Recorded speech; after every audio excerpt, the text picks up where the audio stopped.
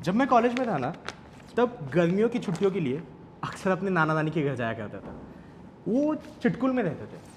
चिटकुल हिमाचल की वादियों में बसा एक छोटा सा गांव है।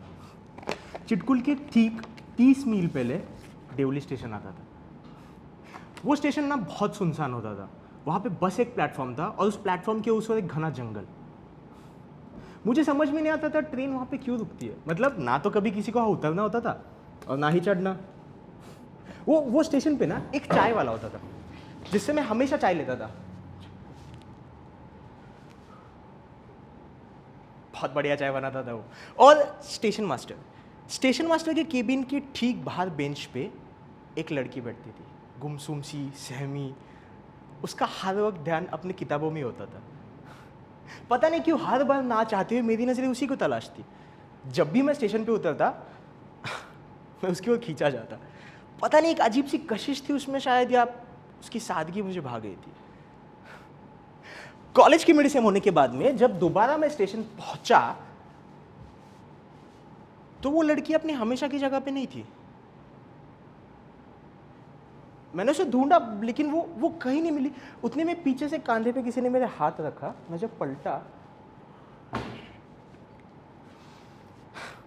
वो मेरे सामने खड़ी थी। मुझे यकीन नहीं होता था, बहुत खूबसूरत थी वो। मैंने सोचा आज जैसे तैसे हिम्मत करके मैं उसे बता ही दूंगा। मैंने उसका हाथ अपने हाथों में लिया। वो कुछ नहीं बोली।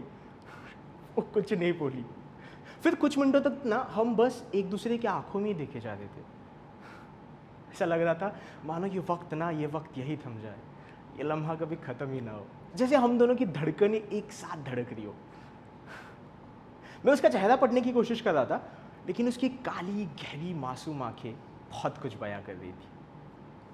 वो कुछ कहने जा रही थी, उतने में ट्रेन के इंजन की आवाज़ के नीचे उसकी आवाज़ दब गई। मुझे समझ नहीं आ रहा था मैं क्या करूं। दिल कह रहा था यही थम जाओ, दिमाग कह रहा था निकल जाओ। जैसे तैसे मैंने उसका हाथ अपने हाथों से छुड़ाया। मैं जाने के लिए पलटा, लेकिन जाते जाते मैंने उससे कहा कि तुम मुझे यही मिलोगी ना, मैं दोबारा लौट के आऊँगा। उसने कुछ नहीं कहा, बस हामी में अपना सर झुकाया। जैसे ही मैं ट्रेन पे पहुंचा, जाते जाते उसने मुझे किताब दी थी। वो ट्रेन पे पहुंचने के बाद जब मैंने वो किताब खोली, वो आज भी मेरे पास है। उस किताब में एक चिट्ठी मिली मुझे। उस चिट्ठी में उसने लिखा था कि किस तरह हर रोज वो स्टेशन इसी उम्मीद में आती है कि मुझे देख सके, किस तरह हर गुजरती हुई ट्रेन में उसकी नज़रें मुझे को तलाशती है। मुझे यकीन नहीं हो रहा था। मुझे ना जल्द से जल्द मिलना था उसे। कॉलेज खत्म करके जैसे ही मैं स्टेशन पहुंचा,